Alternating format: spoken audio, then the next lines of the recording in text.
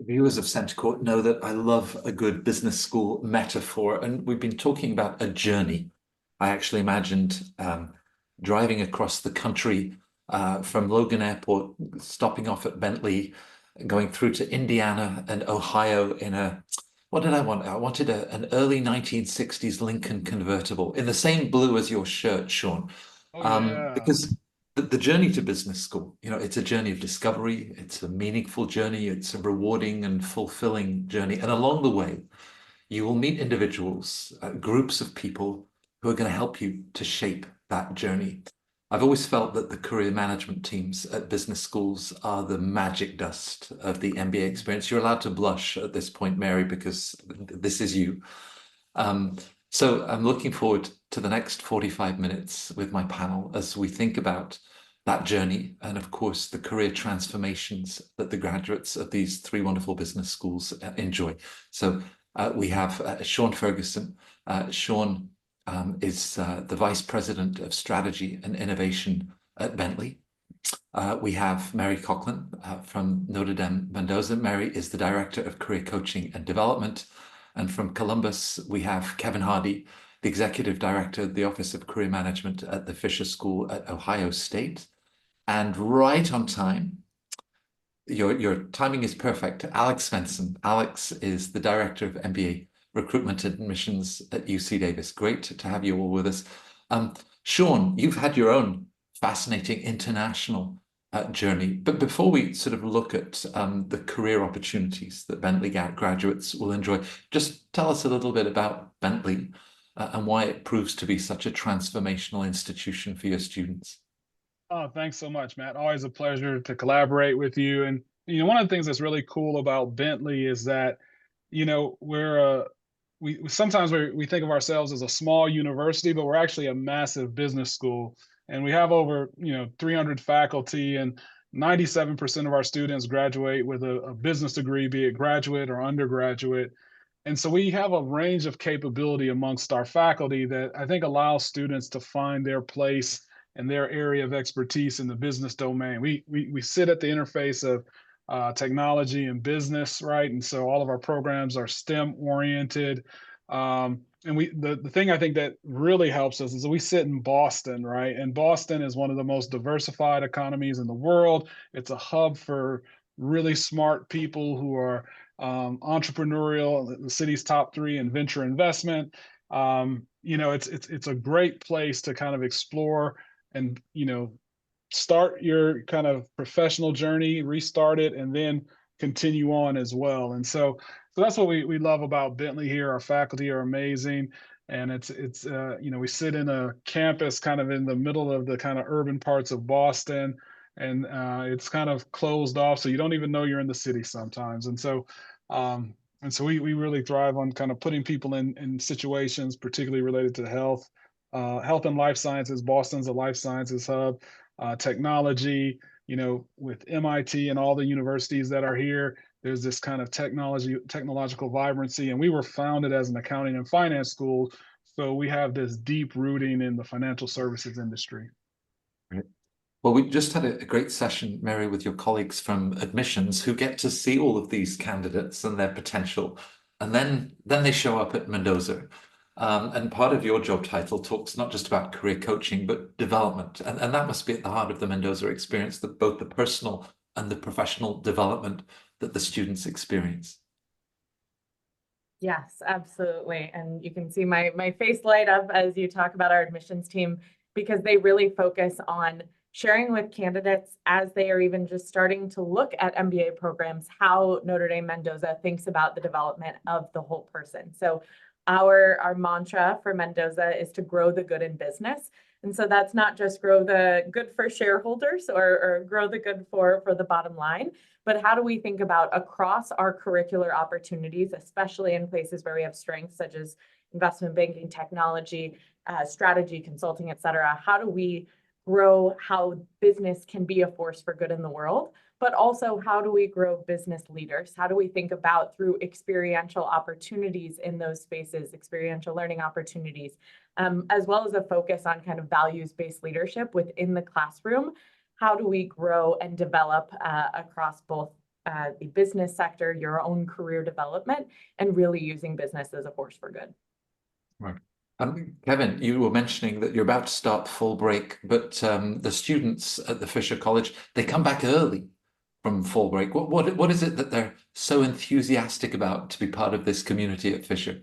Matt, what the big thing that I've, for probably the last 9-10 months, has been introducing myself as the home of the 2024 national champion football team, because we got a fantastic football team here. It is definitely embedded in the culture. We're excited. And I had a colleague at Michigan say, wait a second, we won the national championship in January. I said, no, that was 2023. I'm already planning for 2024. But you know, our sports and athletic team are fantastic, but it's very much a public relations piece that draws people to the 18th largest city in the United States of America, and that's Columbus, Ohio. It's a very fast-growing city. And one of the things that we have is a unique partnership with JP Chase, who is our top hiring company within all of the Fisher College of Business, both the graduate and the undergraduate. As we know, JP Chase is a global company that has opportunities literally around the world. So it's a great way for students to come to Ohio State and get connected to a student population of 65,000 students with basically anything and everything under the sun, to then come to the Fisher College of Business with about 10,000 students and about 1,000 or 1,500 in our graduate programs degrees. And really then from there to focus specifically on our MBA program, where we have about 100 or so students, 50 students in each of our cohort programs, for them to begin their journey connecting with around 100,000 alumni that we have within Fisher, and over 600,000 alumni that we have at the Ohio State. So people are excited, and we're hoping that football team continues on the great trajectory it's on. Well, just from the business school students alone, you'll be able to fill that big football stadium of yours. I'm sure the tickets go very, very quickly. Alex, you have both, just north of Sacramento. You also have a campus in San Francisco. So does location also help to shape the UC Davis experience? Yeah, absolutely. I think, for us, I come from the admissions side, but we work very closely with our career team to really think about the students we're bringing into our program, because the students have flexibility to connect across the programs. That's also your alumni network. So being a part of a school that offers 8 programs within our portfolio really gives the students a wide depth of network to build into, which is really essential as you start to think about your career and, what we have to offer within Northern California. We definitely pull from our relationships that we've developed around each campus. So whether that is our capital connections or our Connect to Tech in the Bay Area, and really bring those into the MBA program to help students become more in line with what's going on within those industries, but also to build their networks there so that they can leverage that for their career goals and outcomes as well. Right. Now, Sean, you talked about the vibrancy of a local community, even the history of the school around finance and accounting, but of course it shifted and expanded from there.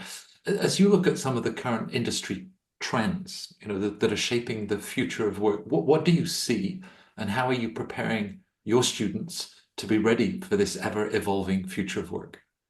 Well, I think the MBA, I was looking at a report from one of the the corporate recruiter survey, and it was talking about what employers are looking for now and what they're looking for in the future. And one of the things that I was struck by is that there's still these kind of core skills of an MBA, related to problem solving and communication skills and strategic thinking, these non-domain specific areas of expertise that are still the top skills, right? And so that's going to translate into the future.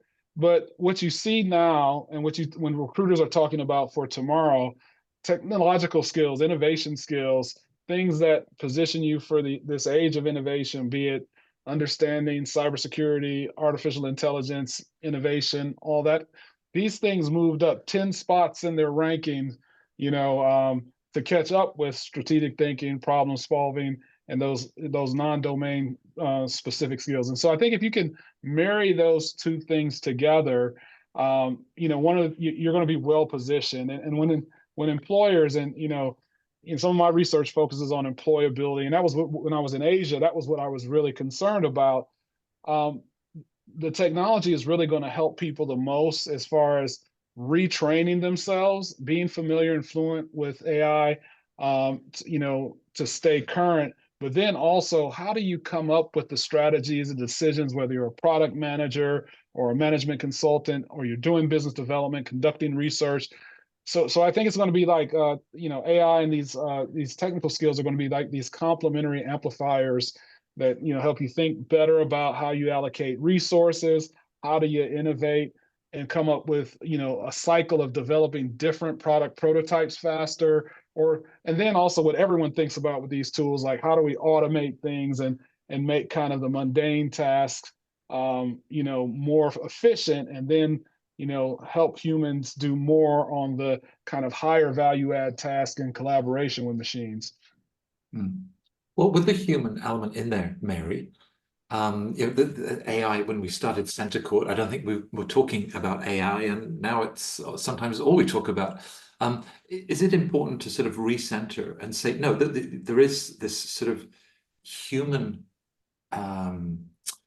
essence, at the heart of all of this? It might make, certain tasks more efficient, but having those strategic thinking skills, that's what's really going to make the difference. Yes, I think we made it 12 minutes before the words AI or the letters AI, which I feel like is late these days in the MBA space. But no, you hit the nail on the head. I think what we're really focusing on within Mendoza is really that kind of, how do you think about the ethical implications of AI, but also how do you make sure that it is in service for all of the various business needs or challenges that you're going after. So not AI for AI's sake, but understanding, okay, what are the sectors that this is going to impact, and how can that be done in an ethical way? What are some of the blind spots of emerging technology that we should be ahead to ensure that it isn't creating any harm? And really thinking about, we have coming up at Notre Dame, the IBM Tech Ethics Center is doing a specific AI and technology kind of symposium coming up. So really thinking about, okay, what is the intersection of the education space and the corporate space, as well as that technology space, to ensure that AI is being thought about? One, how can it improve the work that everyone is doing? What are some of those spaces that this is going to open up? But throughout all of that, how can we think about the ethical considerations, and leading in that space will be important. Right. So, Kevin, AI could crunch the data between game day, but you still have 15 players on the field that each have a role, something to bring to that performance. Maybe football isn't the right metaphor, but at Fisher, how are you helping your students, to think about all of these advances and how it's going to shape their career across different industries? Yeah, Matt, I think that there are a couple pieces to what you're talking about. And I think that one of the things that we do a little bit uniquely at the Fisher College of Business is, students are given an assessment of batteries of assessment tests to kind of get them figuring out, hey, where it was. Maybe they came from public accounting, maybe they came from commercial lending, maybe they come from a consulting background, and are really trying to figure out and using the Ohio State MBA as a pivot to where it is that they think that they want to go to. And then from there, one of the things that we'll often say from our career coaching aspect is, life is a participation sport. We need to get you out there. We need to get you exposed, talking to our alumni, getting exposed, talking to our companies, and interacting. And a great way that is exacerbated is by what we call our career industry immersion academies. So we have 4 of those in supply chain, strategy, finance, and marketing. And just this coming, in fact, they leave tomorrow at noon during fall break, and they're heading up to Cleveland to meet with a number of different companies. I know one of them that they're meeting with is Nestle, to learn about a multinational corporation and the different functions where, again, they can experience those and see what it feels, kind of that feel and touch what it's like in some of these organizations, meet with the industry professionals, and kind of get their hands dirty in what it might be like in some of those type of careers. So those are a couple of the things that we do to kind of take the players that AI may be crunching, but at the end of the day, it's people in the right spots doing the right things. Right. Technology has long been a heartbeat in California, Alex. But as you look at data students, both in the full-time and in the part-time program, they're already in a position, but they want to sort of accelerate their careers.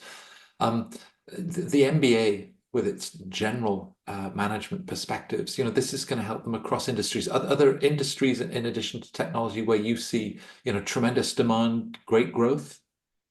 Yeah, so I think, as we look at hiring trends, I think the focus is becoming less degree specific and more on technical and interpersonal problem solving skills. So I think as we think about the curriculum for our students, it's really important to focus on helping them become agile, manage the ambiguity, team players, and really focus across disciplines. So I think as we work with our faculty to develop the curriculum, really just understanding those needs that are maybe hiring managers are running into gaps from recent MBA grads, and really incorporating those skills within the program is something that we are trying to focus on.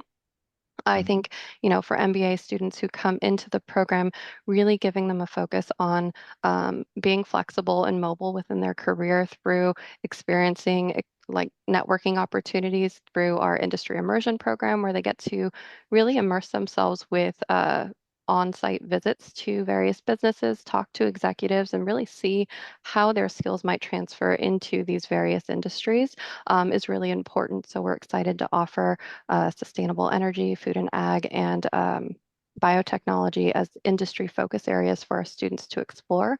And then also as we think about sustainability in the future and how AI will really kind of impact that industry and what type of sustainable practices will be needed as we look at leadership within that industry, that's something else that we're trying to think about as well.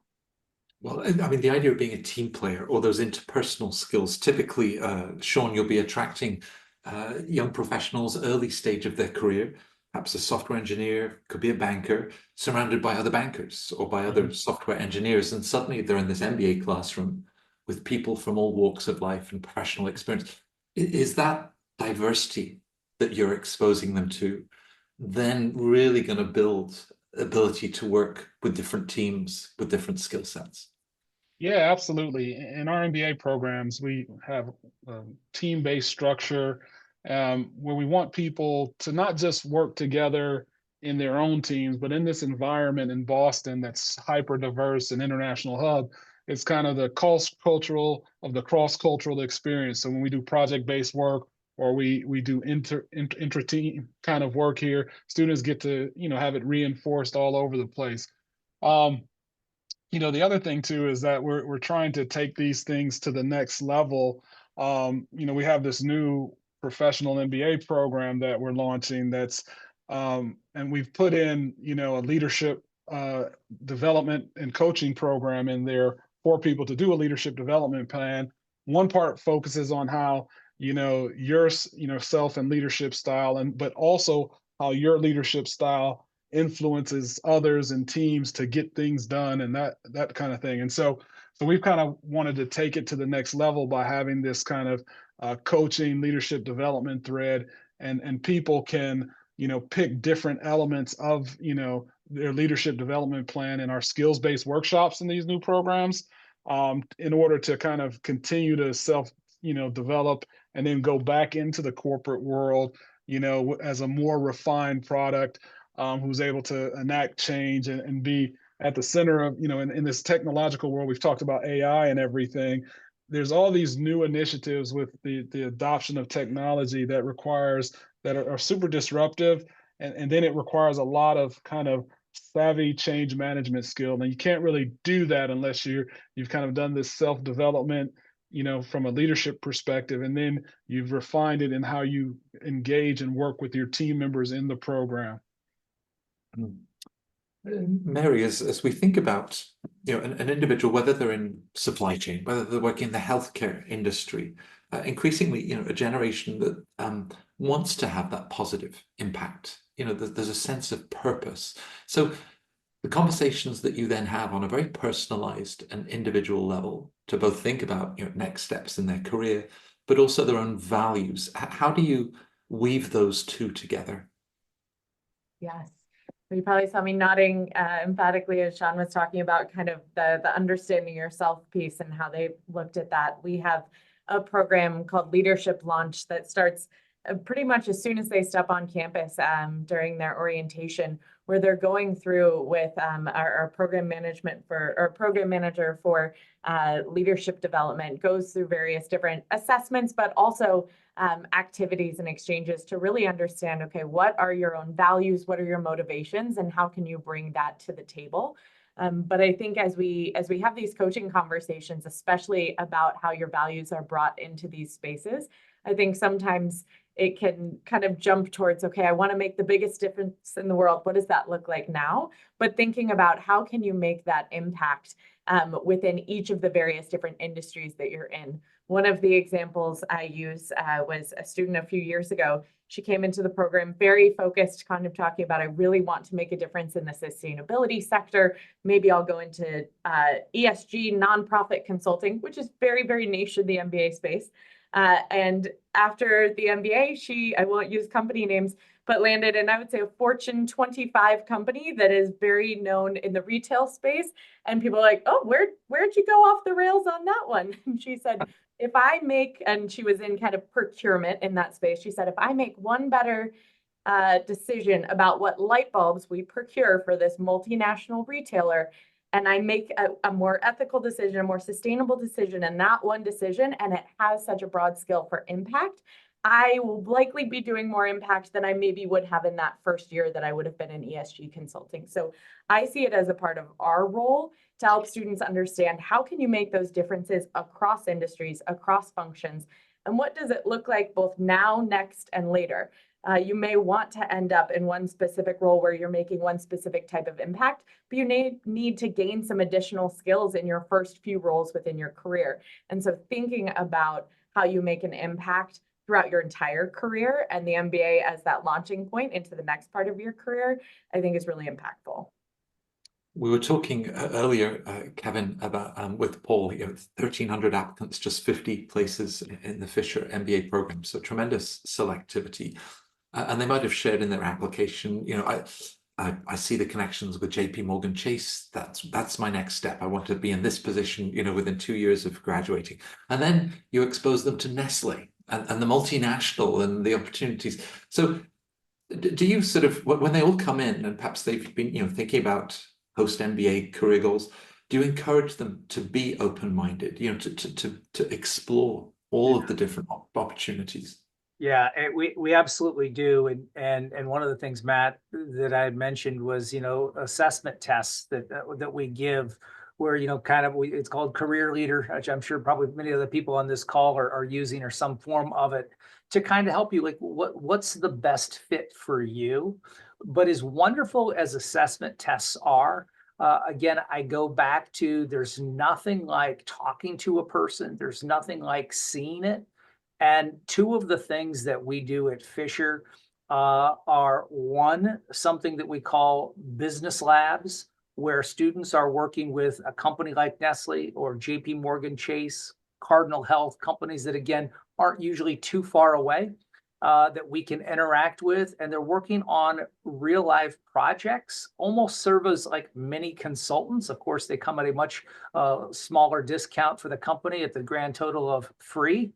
That they work on a project. And so they get their hands to see what it's like in financial accounting. What is it like in the strategy of this company? How can we help it understand the data or the web management or AI tracking or how they're using ATS with their application and their hiring pieces? And then from there, not only are we doing that through our business labs, but then students also have something that we call global applied projects, where they're working with global companies that are literally all over the world, with companies that we have partnerships in various countries and continents. And they're working on that, again, just like a company like Procter & Gamble that located in Cincinnati, Ohio, that has people in all over the world. And so they're working with them virtually until they then go to that country, meet with the people that they've been working with virtually on a specific project.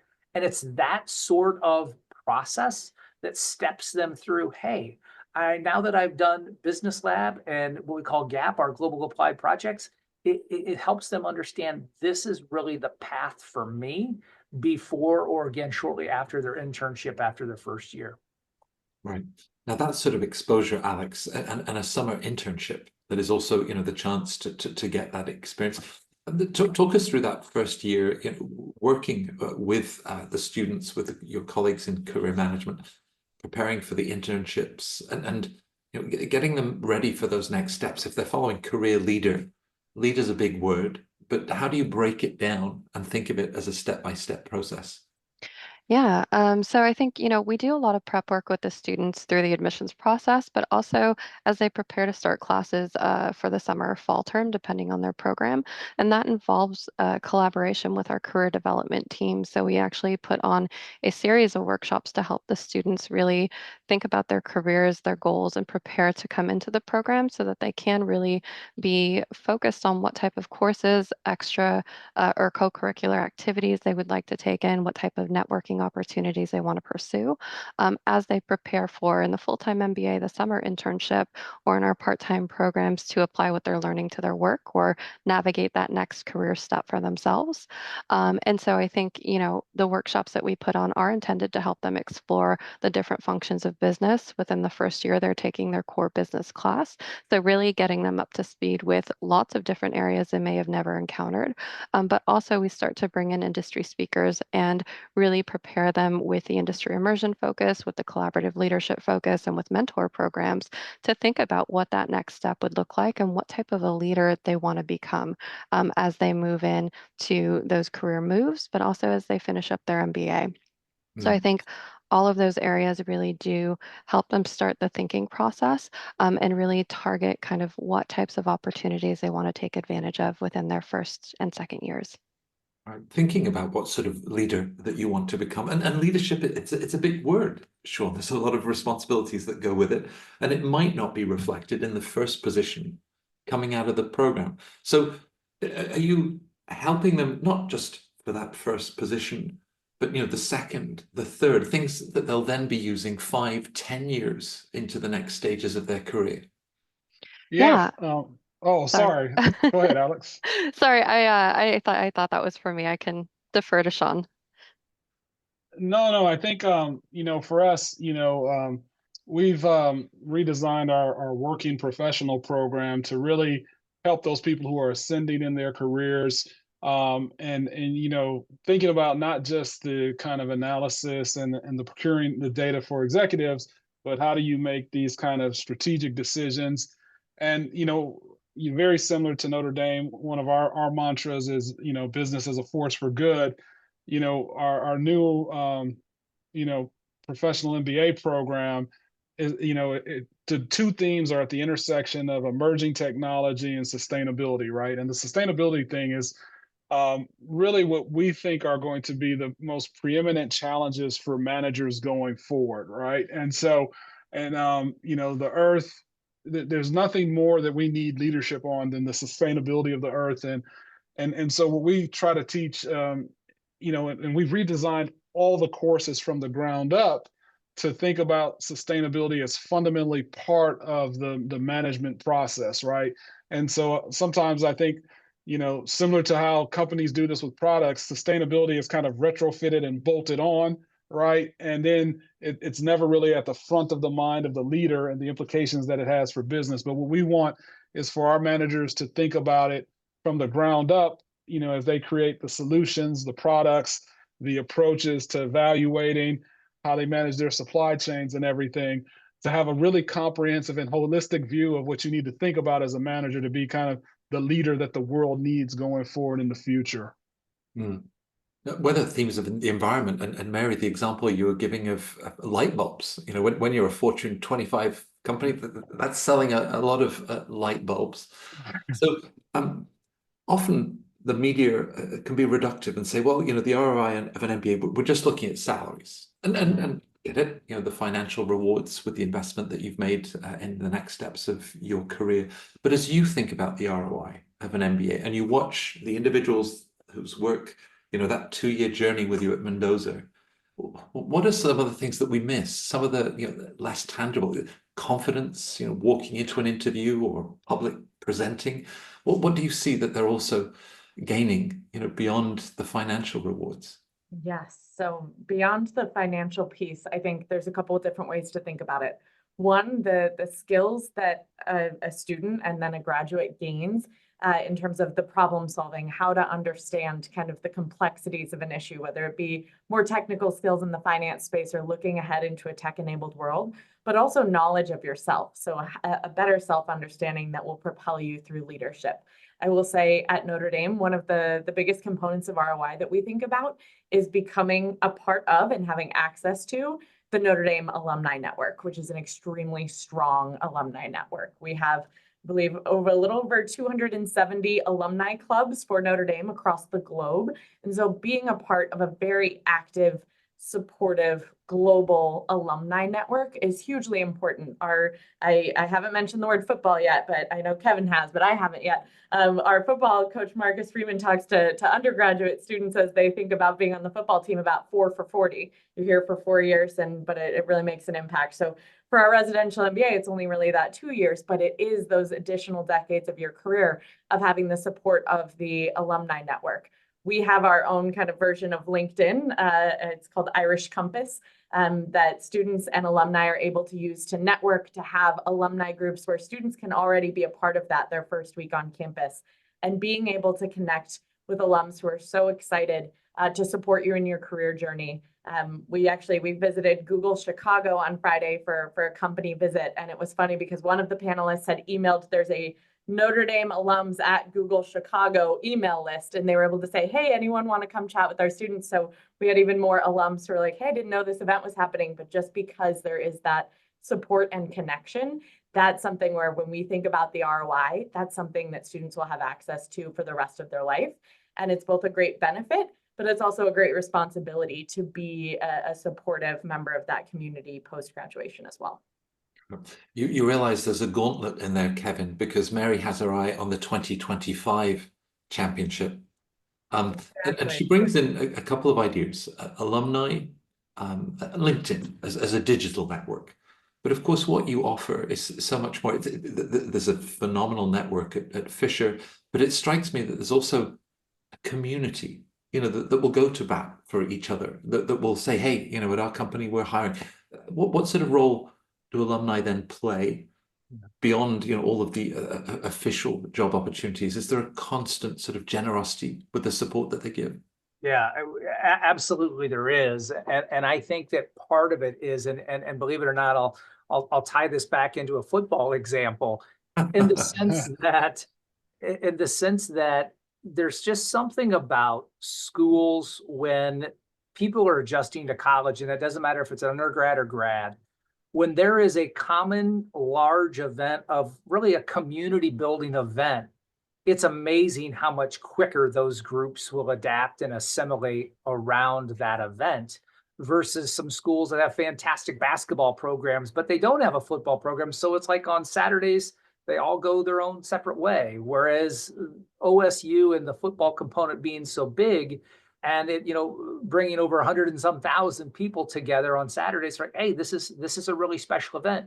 And it's a time for them, for our students to kind of forget about the classroom. And really when they Friday morning, 40 midday is really the number of alumni events that we have going on, from company and alumni supporters who are coming into Columbus for the weekend, plugging them into one of our number of centers, our risk center, our real estate center, middle market center. I could go, I think we have 5 of them. So it's those sort of things that the alums and companies are coming into Ohio State football games for. And it's that networking piece in a kind of, I'm really not looking for a job right now. We're here just both wearing our scarlet and gray and to cheer on the Buckeyes. But you know what? I'm interested in talking with you in a no pressure situation. But I think the thing that I want to go back to, the question on ROI that so many people have to look at and understand, is it's wonderful to talk about the return on the investment of an MBA, but there's also things such as the personal satisfaction of pivoting into, in most cases, a job where this is really where I want to be. This is the job, and I'm doing the function that's going to get me jumping out of bed in the morning and going to have the opportunity to do that. Because so often, especially earlier in your career, you're struggling to kind of find your way. Is this really what I'm going to do for the rest of your life? And the MBA gives them that opportunity to explore, to connect, and to realize, hey, this is the path and the direction that I want to be going in. And we try to provide as many of those opportunities as we can. Yeah. One of the French business schools, Alex, in an earlier panel, talked about emotional ROI, which sort of aligns with what Kevin is describing. When you see the incoming students, and maybe when they come back from their internship, and certainly by graduation day, is the difference in them tangible? Yeah, absolutely. I think, coming into a program, there's a lot of jitters and anxiety, right? So getting to work with them through the admissions process to getting in to starting classes, you see a little bit of that hope and dream in their eye of where they would like to be. And I think one of the best things with being able to continue to work with the students in our career development teams is seeing them start to make those transitions within the program.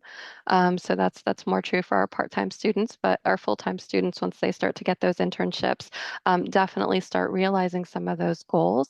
And then by the end of the program, seeing them land where they'd like to be, or at least a foot in the door towards where they'd like to be, is definitely something that comes. And just seeing that confidence growth that comes from gaining those skills and those experiences that help you realize I can do this and I can really take that next step and advocate for myself and for my team, and kind of make a change within the workspace. When it's talking to some candidates and they, I've been thinking about business school for 2-3 years. I just don't know if it's the right time. I mean, Sean, is there a right time for business school? That must be very individual. Yeah, I think you shouldn't do it before you're ready. And one of the things that I tell people is, and when I was in Asia, I really noticed this. And it was the same. I'm an immigrant kid. Your parents encourage you into your first degree so much, right? And my dad was an electrical engineer. I was an electrical engineer, and because he told me that's what I should do, right? But like the MBA, what's great about it is for a lot of people, this is the first time where they've discovered about themselves, the things of interest to them. And then they've kind of picked their journey. So building off with some of the things that, Kevin, Mary, and Alex have said, is that now they have ownership of this direction, and the emotional satisfaction you get from you owning your career, or I pick this particular direction as an adult, gives you a sense of fulfillment and satisfaction that is, it's almost limitless.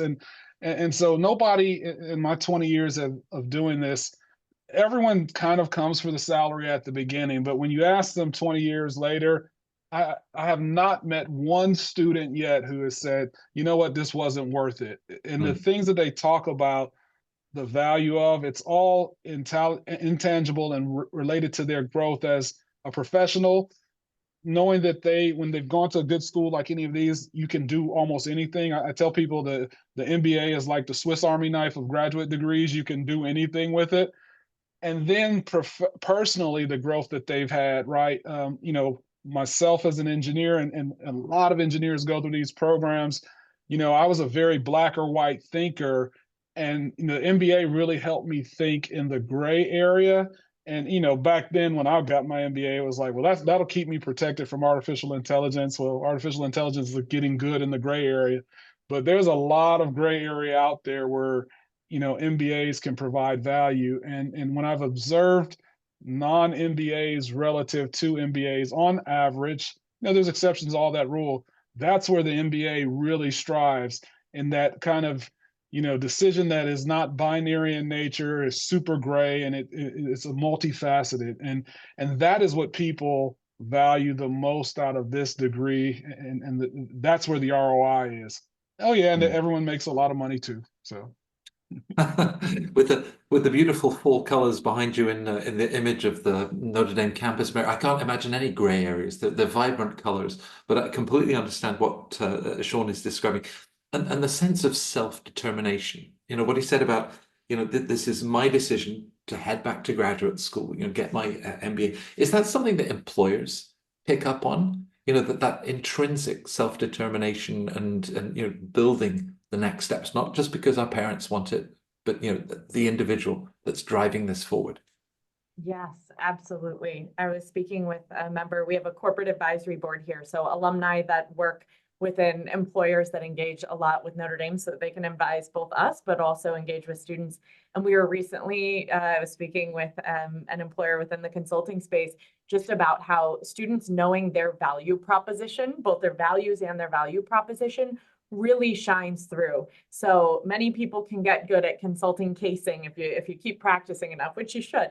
But really having that value proposition for yourself of, okay, I have understood both the areas, the functional spaces that I am most passionate about and that I maybe bring some previous experience to, for the values that I bring into a space, and combined with my MBA skill set, here is my value proposition of what I can bring to you as an employer. And that really helps students shine if they are able to understand, what does the market need that I have that I can then bring to you and make a difference within your firm. So employers definitely see that, and it starts from that early kind of self-determination, kind of that drive, but also continuously crafting what is your story of how you can bring value to the company you're targeting.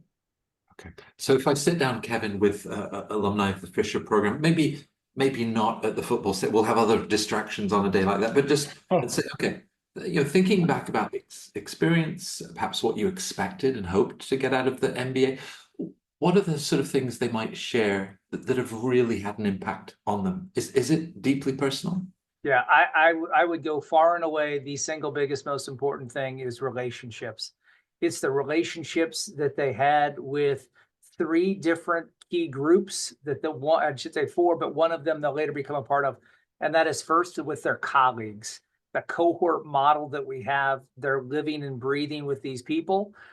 They're going to classes, you know, almost every day from 8 until 5 o'clock. They're working on projects afterwards.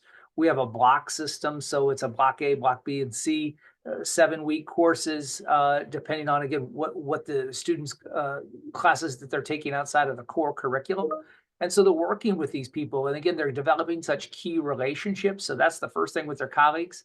Second would be with their faculty members. Just like anyone, human nature from classes that we've taken, you gravitate towards certain faculty that you really enjoy, and the relationships of those students who have come back, who are now alumni and come back with those faculty.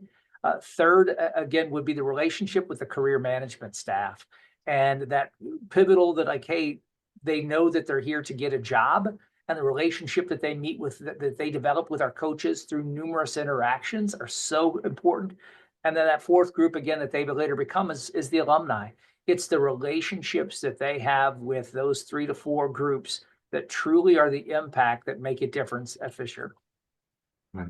Perhaps a final word, Alex. You know, we've talked about communities, we talked about those individuals, different groups that have so much impact. Reaching out to alums, busy individuals, making the most of that connection. How can they get the most out of the discussions with you, your colleagues, you know, finding out more about the program, but also alums and sharing their experience, being respectful of their busy schedules, but, you know, not just covering things on the website, but a really engaged discussion? What would you recommend? Yeah, I think that is such an important piece of exploring like what MBA program you're looking at. And so I think for our program, we definitely encourage prospective students, current students to start building those relationships. We actually just launched an alumni, it's almost like a LinkedIn type platform called EOS. But on this platform, we have all of our alumni who can post, they can post jobs, they can post messages, they can post events. And our current students are also in the platform along with faculty and staff. So they're able to engage in this platform free of charge. It's a lifelong platform. It also includes their online coursework, so they're able to continue learning or refresh on skills as they continue through their career. But I think really that's the kind of first step. We are also happy to connect them. We have a number of students that love to keep in touch. So as a student's going through the program, they're able to engage with career development and say, curious curious about this particular company, or I'd like to talk to someone who works in this industry or this business function.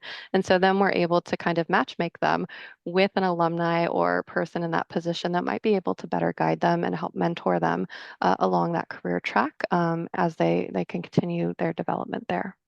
Well, connections are so important, and for Center Court, our viewers get to connect with all four of you. You've both shared how did we describe it? Limitless opportunities, and it's going to be fun too. Enjoy fall break. Those students that are going to rush back because they love so much the experience, and I'm very grateful that you've all four of you been able to share the wonderful MBA experience of your students. So Mary, Sean, Kevin, and Alex, it was great to have you with us at Center Court. Thank you very much. Thank you. Thank you. Yeah. Thanks, our pleasure.